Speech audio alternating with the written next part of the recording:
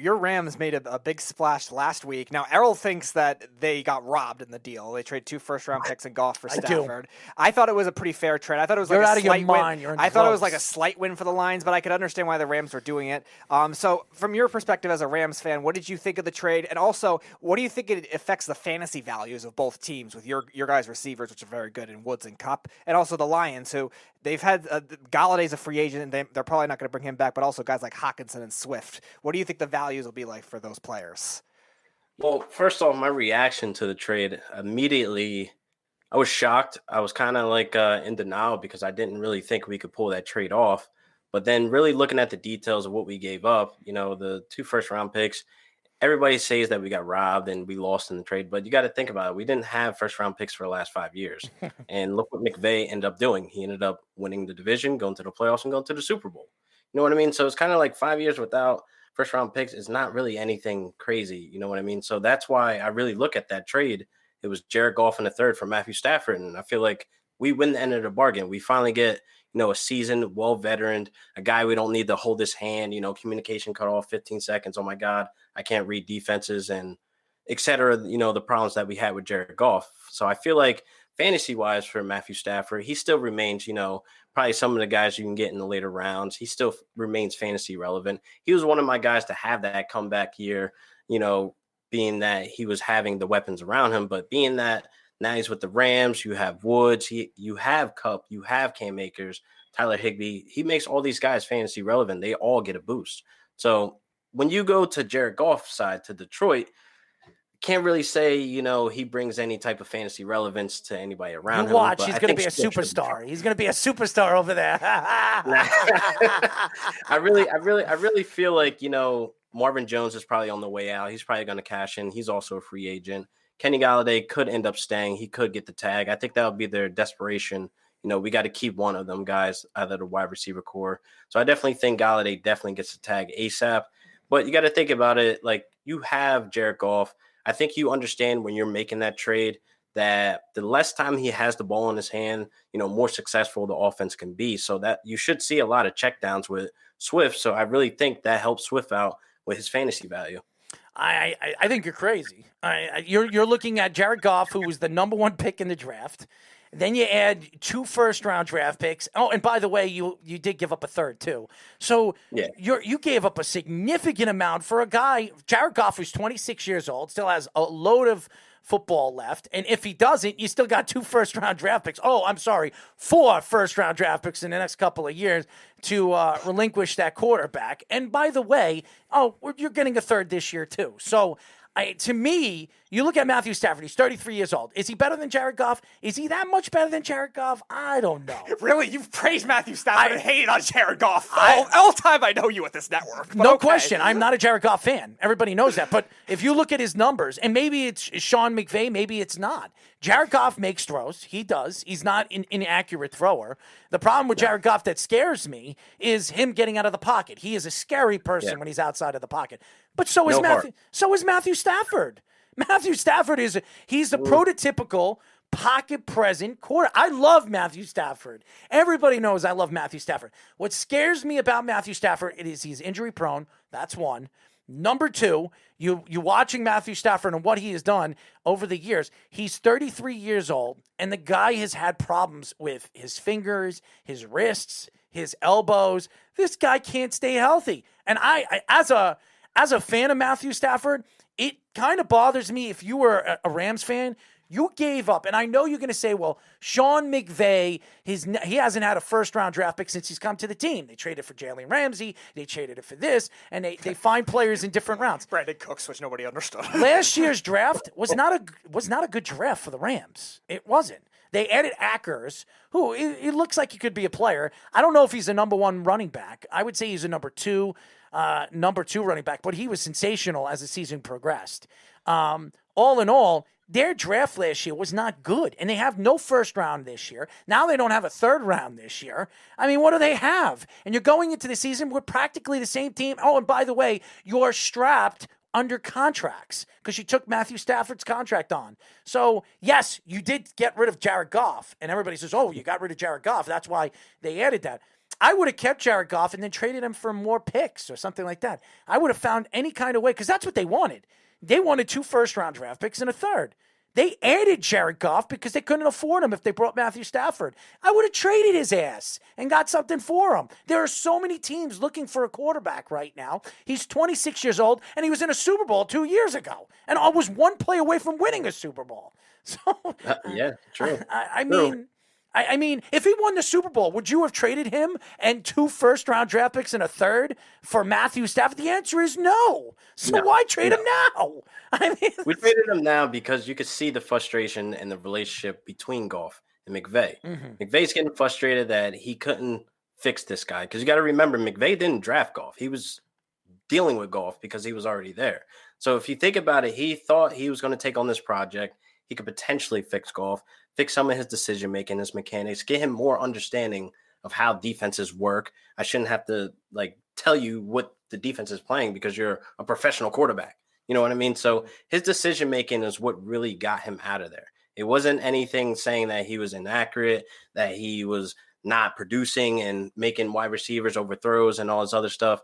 He just was a okay quarterback. He wasn't going to make us win that big dance. Yeah, we got there, but we got to be honest why we got there. It was our defense and running backs. It's not like we ever came down to it and said, Jared Goff, you need to win us this game. It never came down to saying, Goff, we need you to go out there and make that big play. He had no heart. There's plenty of times where I see him slide before the first down instead of taking that hit, instead of, making a better check down or making a better decision in that pocket. I really don't understand how he doesn't see the blitz coming when it's coming straight at you. You know what I mean? That's just my frustrations with him. Well, listen to this. We are talking to the host of the Real Deal Fantasy HQ show, LaQuan Jones. LaQuan, listen to these numbers, and this is why I would tell you why I think this was a bad trade by them. His career is almost 64% completion percentage passing. Better than Tom Brady, better than Drew Brees, better than Peyton Manning was. Right there. And that's in almost 4 seasons. Just think about this. Yeah. Think about this. He has 18,000 yards in 4 seasons. There's only 2 quarterbacks in their first 4 years that is still in the league that has done that. 2. And he's one of them. Okay? He has 107 touchdowns to 55 interceptions. That means he's got 50 more touchdowns than interceptions. How many players in the league has that kind of ratio? So, again, when you're looking at these numbers, as bad as he is when it comes to and he also played in a Super Bowl his first 3-4 years in the NFL. So how could anybody think that this was a good trade? I think this was a bad trade, only because he was involved with it. I don't like Jared Goff. But you cannot put in a number 1 pick in a draft and give up 2 other first rounds and a third and say, oh, my God, we got Matthew Stafford, so we're okay. If they don't win a Super Bowl in the next year, next 2 years, McVay is going to be fired. They're as far as I'm concerned, their future, there is none. I mean, they don't have a future because they just traded their future away. I mean, seriously, it doesn't make sense. It really doesn't. I hope the Rams win a Super Bowl next year, because if they don't, Sean McVay is going to get killed. He is going to get killed. And you watch, Matthew Stafford in his first preseason game is going to break a finger and he's going to be out for the first 7 games of the season. You watch. Why is he ever out that long, though? No. If he's out, it's minor injuries. He played through, though. Let's be serious, because 9 years before missing, major games, it's kind of like, I could take that guy on. At 33 years old, man, we got to remember, Russell Wilson's 33 years old. We're not having this conversation about, is Russell Wilson too old? Can he get the job done? No, because it's Matthew Stafford now, and he's coming off of a major injury, coming from a city that hasn't won anything ever. You know what I mean? They haven't done anything. Sorry for Detroit fans if you're listening, but he's in a hot zone to where nothing's going on around him. He has 2 wide receivers that were possibly leaving him, Marvin Jones and Kenny Galladay. Get me out of here. You know what I mean? He needs to not waste his career in Detroit. So he's getting a revamp, maybe a potential opportunity to go to the Super Bowl with the Rams. Hold on. Russell Wilson actually won a Super Bowl. Okay, he actually Legion of Boone won that Super Bowl. He actually played in a Super Bowl twice. This guy, Matthew Stafford, has never played. I don't even think he's been in one playoff game his whole career. He's been in 3. Yeah. He's never won a playoff game, but they also got screwed badly against the Cowboys. Oh, stop making excuses. And as well, really? Oh, okay. And you were bashing the refs of the Super Bowl, but okay. I had every right to bash them. Look at the play calling. I mean, look at the calls that the referees had in the first half of the game that practically screwed Kansas I agree City. with you. I'm saying the refs are more critical in a close game, I would imagine, like the way the Lions got screwed against Dallas. They're absolutely dumb. That's all I'm going to say. They're probably the dumbest when it comes to referees, umpires, or whatever. And that's saying a lot with the MLB umpires. They're absolutely horrendous. Yeah. So when I look at the NFL, after what I saw in the Super Bowl in the first half, it was like, here you go, Tom. Win another one for us. Most definitely. I agree. That was just like, here you go. Anything else? Here you go, Tommy. We love you. We love you. You saw Tom after he beat who did he beat? It was the Saints. I think they were showing that image of him like high-fiving the referee and shaking his hand. Yeah, well, and maybe you should pat me on the ass. You might like that. I'm Tom Brady. Maybe you can rub it on. Maybe a genie will come out of my ass. I mean, seriously, everything that you've seen with Tom Brady, I'm not saying Tom Brady doesn't deserve. Listen, a win is a win. There's nothing you can say, but it was kind of fishy to me, and a lot of people think it was a fix. I don't think that game was fixed. I've always said this. I think the Atlanta Falcons game was fixed. I've always said it. I watch the game over and over again. It pisses me off every time I watch it because all of a sudden in the fourth quarter, the Atlanta Falcons, their defense completely got tired. All of a sudden in the beginning of the fourth quarter where Tom Brady was on the 25 or 30-yard line, they got tired. They completely died in the fourth quarter when they were dominating the game the whole game. It made no sense whatsoever. And then all of a sudden, all these creepy, weird things happened with the Atlanta Falcons. The mistakes that we're making. Kyle Shanahan, the most ridiculous play calling I've ever seen in my life. I saw him do the same thing with the San Francisco 49ers. And I pray to God Mike LaFleur coming to the New York Jets doesn't do the same thing. You know what? I'm going to stop running the ball. I'm going to throw the ball.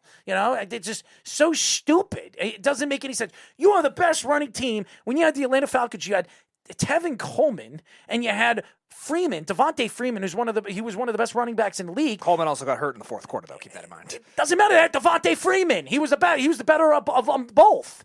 And Devontae Freeman, they stopped running the ball. And then you saw the same thing with the three-headed monster they had with the San Francisco 49ers. Ranked number 1 in yards, ranked number 1 in touchdowns with running backs, and they stopped running the ball the last 8 minutes of the game when they were up by 10 points. Does that make sense to you? No, Kyle Shanahan's a moron. That's what I'm going to say. So that's all I'm going to say about that. That's my whole riff on that one. But as you guys know, we are talking to the host of Real Deal Fantasy HQ show, LaQuan Jones. So let's get back to fantasy now. One of the stars of the year were rookie receivers in particular. A very good draft for them. We saw Justin Jefferson almost being winning rookie of the year, Brandon Ayuk, CeeDee Lamb. A lot of these guys, T. Higgins play very well. It was a very good class right away. A lot of times you say, all right, it's the second year they'll break out, the third year they'll break out, but a lot of them played very well. So which receiver do you think will be the highest drafted in drafts next year, both with regular drafts and with dynasty drafts? And also, which receiver do you think takes the biggest leap to being a superstar?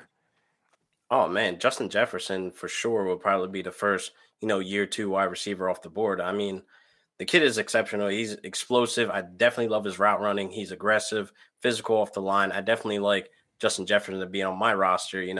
Maybe his ADP sits right now in the 4th round, which is probably like mid-4th round. I definitely like that he sits there right now, especially if my draft strategy, which is most of every year, is running back, wide receiver. So he'll end up being my wide receiver 2, be very compliment to my wide receiver 1, whoever I get in that 3rd round.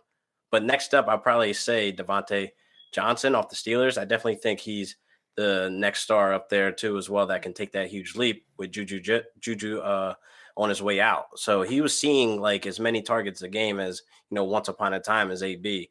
I don't think people actually realize that seeing 13 to 14, 15 targets a game, that's nothing to actually be slept on. So Diontae Johnson is definitely one of those guys too that would be coming off the board. You want to hear my prediction of where Juju's going? Let's hear it. He's either going to, there's 2 teams. He's going to the 49ers, 1, or the Indianapolis Colts. That is my prediction. T.Y. Hilton will not be with the Indianapolis Colts next year. He's a free agent. They're not bringing him back. They will have the money for Juju, and I wouldn't be surprised if they don't get Carson Wentz over there. Sam Darnold goes over there with Juju.